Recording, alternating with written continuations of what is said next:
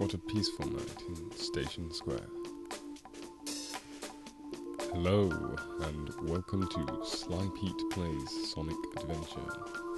This has to be one of my all-time favourite games, and I have to say I absolutely adore it. It's one of the big games from my childhood, and I have very fond memories of playing this on the Dreamcast, and in fact I still do. So I wanted to share this fantastic game with you all. Some of you may have never seen or heard of this game before, and I imagine there will be plenty of you who indeed have. Hopefully those of you who have will have enjoyed it as much as I have, and prepared for a short trip down memory lane. Prepare for the nostalgia, for it is real. Alrighty then. So I wanted to try something a little bit different today and see how it goes. Basically, I keep a dream diary. Many of you may be familiar with this, and what it is, essentially, it's a log of sorts, which its purpose is to record my dreams so I can remember them better and store them. I thought this might be a good opportunity to share and talk about a few of them and put them to good use. Some will be shorter than others, so there may be more than one in each video, but just to start I'm going to just use one. If it's received well and you enjoy them, it could easily become a regular thing on the channel. I'd quite like to do it myself, but I'm also interested in keeping you all as happy as possible. So we are just getting ready to take on Chaos in his base form here for the first time. We'll see lots more of him as we do this. I also think it could be a nice touch and a good opportunity to do this while revisiting some of my favourite titles from the Dreamcast. We play some of my favourite games on the platform, such as Choo Choo Rocket, Jet Set Radio, Crazy Taxi, well, the list goes on, but I'm sure you get the general idea. So, I want to get the ball rolling here with a dream I had not so long ago. I think this is one of my favourites from recent memory.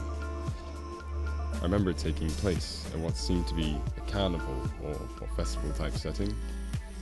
I was there with a few friends and housemates. It was quite pleasant, and there was nothing particularly interesting, or should I say, out of the ordinary at first. That is until I was given a small trinket by a complete stranger. Unfortunately, I can't for the life of me remember what they looked like, and I wish I could. Well, it would appear we made easy work of Chaos with this encounter, and it looks like Dr. Robotnik is to no good again. Well, yeah, just after this short bit of cutscene, you'll get to see the first proper level, and I hope you get a little bit of a grasp of the game. Yeah, it'll be quite good. But back to the matter at hand. There was a small spherical piece of metal that was consistently cold to the touch. It didn't seem to heat up in your hand, and it was similar inside to that of a marble. And the interesting thing about it was that it floated a short distance from the palm of my hand, almost as if it was repelled by some kind of magnetic force, similar when you push together two matching poles of magnets, really. The ball, it would pass through my fingers, gently weaving between them, and then coming back to rest above my palm, almost in a set sort of loop motion. What are you doing, Sonic? Oh, okay. It seemed to be oddly soothing, and although the sphere stayed with me for the duration of the dream, it actually had little to do with the rest of it. But yeah, anyway, I eventually made my way into a small red tent, with two of my friends who were with me at the time. Two of which I'm sure you'll see on this channel before too long. What? Excuse me? That's not happened to me before. just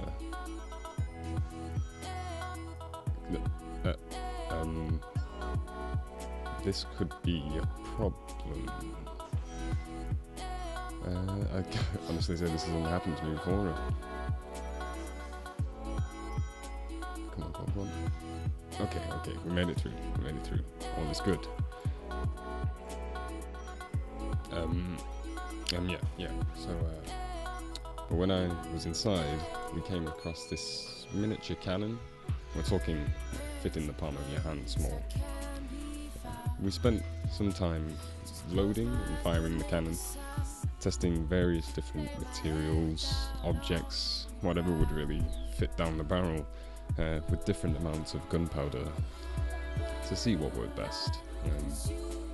Eventually we accidentally shot through the side of the tent. I will just stray for a second to comment on that previous part, because I used to think it was particularly awesome being chased, and it was quite good fun. Where was I? Oh yeah. Okay, so this is where the small metal ball comes back into play here. It still hovered gently above my palm, but this time it was different. This time it swayed almost as if coaxing me and pulling me towards the perforation that we'd created in the tent's lining. As I approached, I started to hear muffled sounds from the other side, and after widening the hole, I proceeded through it to the adjoining room that had now stood there. I could tell on further inspections of my surroundings, it turned out to be some kind of museum or like a library.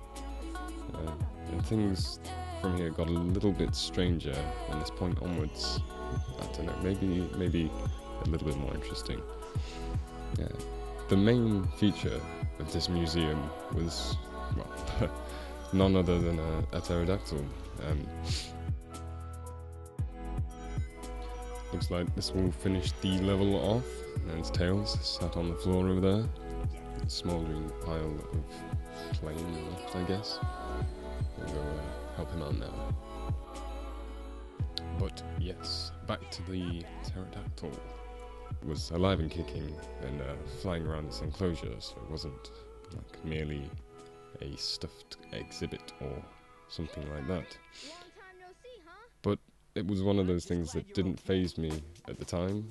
The sort of thing you'd wake up and think, how did that not seem odd? How didn't I realise it was a dream? Or you may do, perhaps, if you're into your lucid dreaming or that kind of thing. But in terms of appearance, it was closer to that of the pterodactyl ghost. You know, the Scooby-Doo villain, if you've ever been a fan. Rather green and with somewhat more human limbs, you know, arms and legs. More of a mandactyl than the pterodactyl, if anything. Anyway, as it is with Scooby-Doo villains and reanimated Jurassic creatures, it was only a matter of time before it all went south. Naturally, something had to go wrong, and you may have guessed it by now, but yes, it escaped its enclosure and was now causing chaos and terrorizing the people inside. It's odd, but I remember even though all this was happening, all my attention was drawn to a dark-haired woman who was frantically trying to gather up books and research notes from the floor in an endless cycle, seemingly unaware of the flying terror that had broken loose.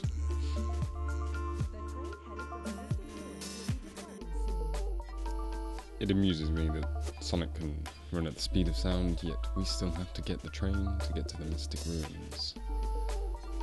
I guess, you know, everybody has to take public transport at some point. It was when I walked over to help her that I had woken up. The thing is, I remember walking up and the first thing that came to mind was, you know, it's like sort of wow sensation. Those notes must be incredibly important. I wish I'd been able to stay asleep just a few moments more, just long enough to find out why they meant so much, or perhaps what they were, why they were so important that, by comparison, a road pterodactyl had gone by unnoticed.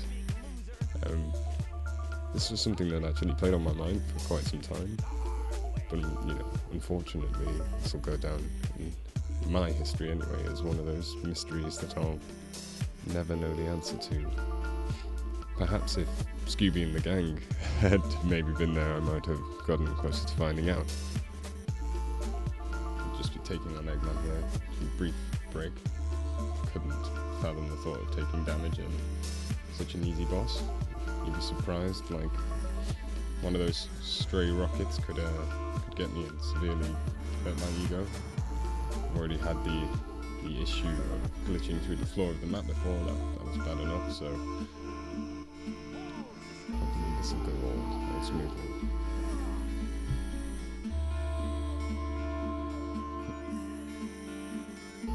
It seemed a lot more threatening back in the day.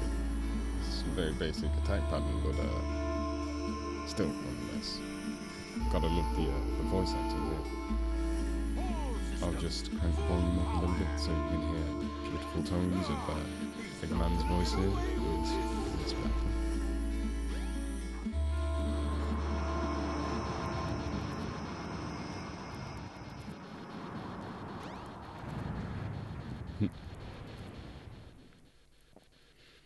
All systems, full power. And this will just about do it. Down you go. Hey, I'll play And with you some other on that time. note, I'd just like to say thank you very much for watching and listening to me rant on for the past 15 minutes or so. It has been a pleasure. I hope you enjoyed the video, and if so, please like and subscribe. And any feedback you have is always more than welcome. I'm always looking to improve, and That wasn't so hard. I value the things that you could be telling me here, so yeah, that would be great.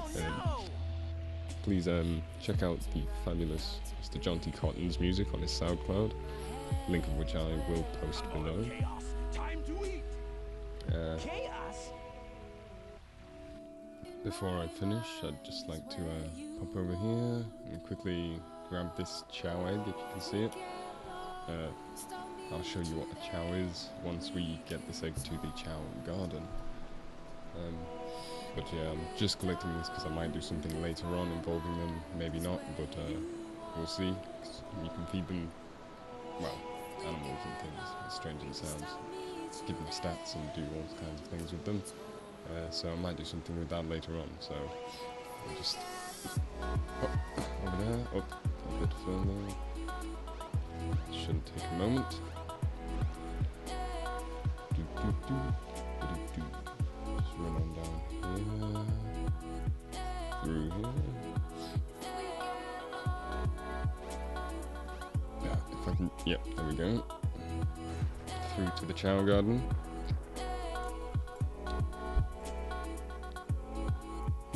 Okay, I'll put this one here, and should be able to crack one of the other ones open, and there's one.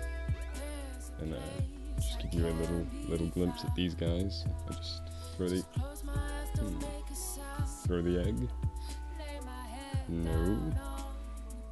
Okay, well, usually these things hatch when you throw them, but maybe because it's the DX version on PC as opposed to the original Dreamcast release.